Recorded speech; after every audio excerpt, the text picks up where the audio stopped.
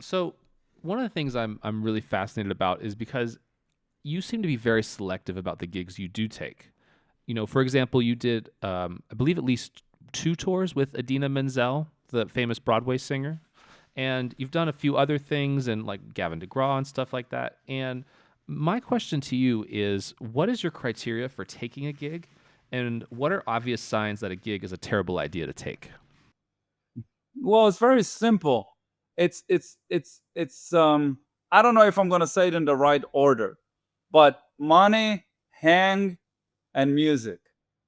Those are the three criteria. So, money, if the money is really good or really, really, really good, then that makes you think. Then there's the hang where, okay, is the band really good? Is everybody cool?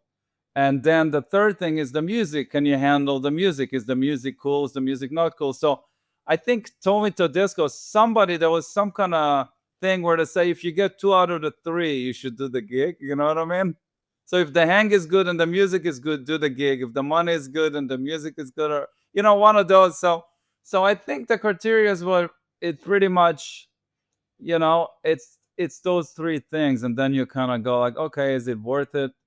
Um, in the case of Adina, I got called last minute to jump in, and I had a free summer. And the guy that called me, Clifford Carter, I've worked with him a lot, and the band was really slamming. I knew everybody in the band, so I was like, sure, I'll do it because the band was class A. So things like that immediately kind of grab you. And I didn't really know much about her music, but she's a lovely woman. I never was into Broadway stuff. I subbed on a couple of shows over the years, but so I just jump in and did it, and it was just 2 months of touring, which was it was cool. Sometimes those things just come up, and you're just like, oh, sure, summer, I'll do it. Have you taken any terrible gigs? Yeah, I would say I probably did take terrible gigs, but there was, sometimes you have to remind yourself. You go, like, I don't work in the bank. I don't work as I don't know, I don't deliver packages. I don't work in like a restaurant. And, so, I'm basically on a constant vacation my whole life. You know what I mean? I do what I love.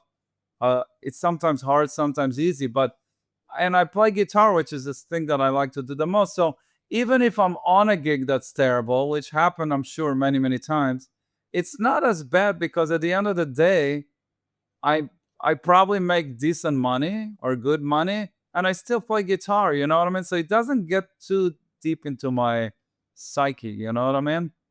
It's not that I have to wake up at 6 in the morning and, I don't know, work for 12 hours and do something that I hate doing. You know what I mean? So I probably did plenty of mediocre to bad gigs, but I don't really care. A gig is a gig, right? It's all about perspective. Yeah, it really is. It's just what it is. It's totally cool. I'm like, as long as I'm playing, it's fine. You know.